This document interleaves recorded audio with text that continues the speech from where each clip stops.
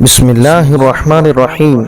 حضرت ابو ہریرہ رضی اللہ عنہ سے مروی ہے کہ نبی صلی اللہ علیہ وسلم سے پوچھا گیا، اے اللہ کے رسول، فلاں عورت رات کو قیام کرتی ہے اور دن کو روزہ رکھتی ہے، کام بھی کرتی ہے اور صدقہ بھی کرتی ہے، لیکن اپنی زبان سے اپنے پڑوسیوں کو تکلیف دیتی ہے۔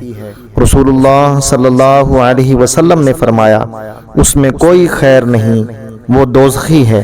اس نے کہا، اور فلاں عورت صرف فرض نمازیں پڑھتی ہے اور پنیر کے ٹکڑے صدقہ کرتی ہے، لیکن اپنی زبان سے کسی بھی شخص کو تکلیف نہیں پہنچاتی۔